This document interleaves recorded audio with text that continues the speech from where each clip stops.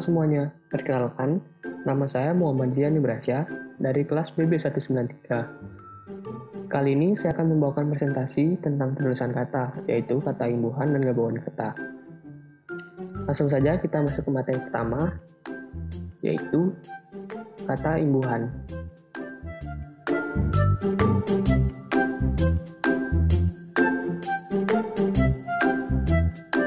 Yang pertama, apa sih yang dimaksud dengan kata imbuhan itu? Kata berimbuhan adalah kata yang telah mengalami proses pengimbuhan atau afiksasi. Imbuhan atau afiks adalah morfem terikat yang digunakan dalam bentuk dasar untuk membentuk suatu kata. Hasil pengimbuhannya itu menghasilkan kata berimbuhan atau kata turunan. Jenis kata berimbuhan. Kata berimbuhan dibagi menjadi 4. Yang pertama ada prefiks, yang merupakan awalan. Infiks adalah sisipan, konfiks gabungan imbuhan, sufiks akhiran.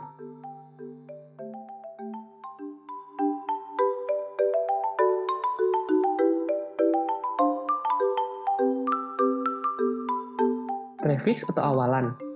Prefiks atau awalan adalah imbuhan yang dikaitkan di depan bentuk kata dasar. Macam-macam prefiks: me, per, di, ke, ter, se, pe. Contoh, membeli, memukul, menulis, memukul, bermain, pukul, dan lain-lain. Kemudian ada infiks atau sisipan. Infiks atau sisipan ialah imbuhan yang melekat di tengah bentuk dasar. Karena letaknya menyisip di tengah kata, oleh karena itu disebut sisipan. Contohnya, tali menjadi temali, jari menjadi jemari, gigi menjadi gerigi, kuning menjadi kemuning, gunggung menjadi gelunggung.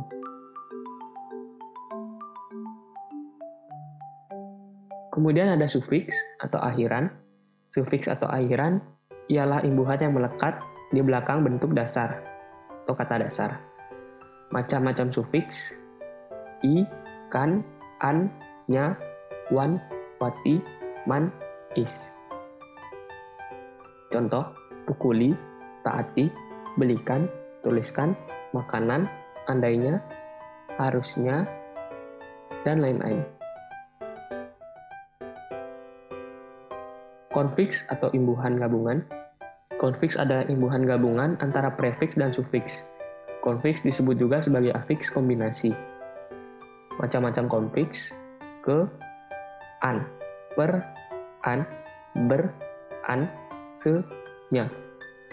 Contoh, kelautan, kelulusan, permainan, bersamaan, sesamanya, sesampainya, dan lain-lain. Imbuhan, awalan, sisipan, akhiran, serta gabungan awalan dan akhiran ditulis serangkai dengan bentuk dasarnya. Misalnya, berjalan, berkelanjutan, mempermudah, gemetar, lukisan, kemauan, perbaikan. Imbuhan yang diserap dari unsur asing seperti ismi, man, wan, atau wi ditulis serangkai dengan bentuk dasarnya. Misalnya, sukuisme, seniman, kamerawan, gerejawi, dan lain-lain.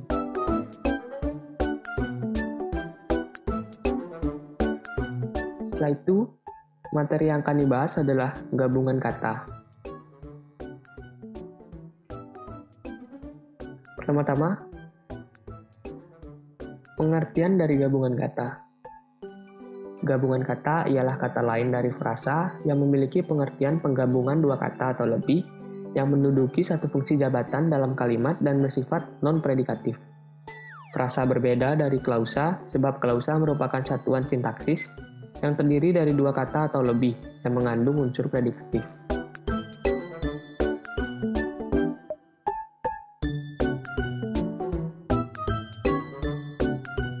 Ciri-ciri penggabungan kata. Frasa dapat menduduki salah satu fungsi sebagai subjek, predikat, objek, pelengkap, atau keterangan. Frasa dapat diperluas dengan kata yang, atau, dan, tentang, dan untuk alas, asalkan tidak melebihi fungsi jabatan dalam kalimat tersebut. Frasa memiliki unsur inti dan penguatas.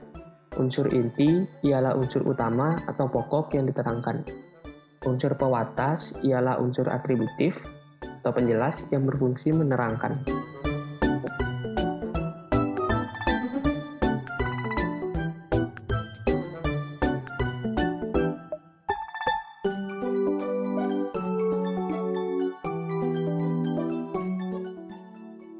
Unsur gabungan kata yang lazim disebut kata majemuk, termasuk istilah khusus, dan ditulis terpisah.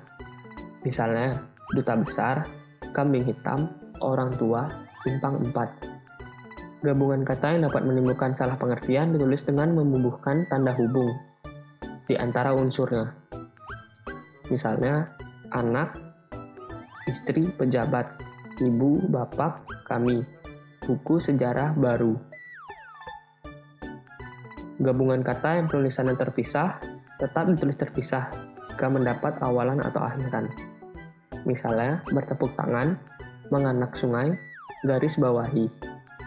Gabungan kata yang mendapatkan awalan dan akhiran sekaligus ditulis rangkai. Misalnya, dilipat gandakan, menggaris bawahi, menyebar luaskan.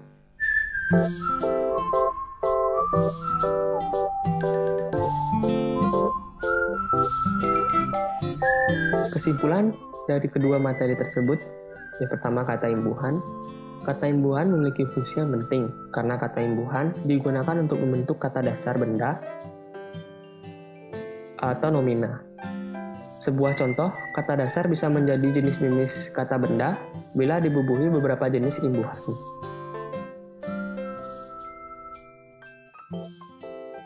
Gabungan kata.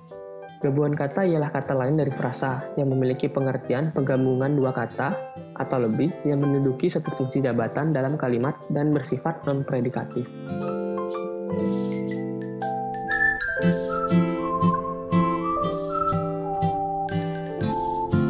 Itulah beberapa paparan materi yang dapat saya sampaikan. Jika ada salah, mohon dimaafkan. Sekian dari saya dan terima kasih.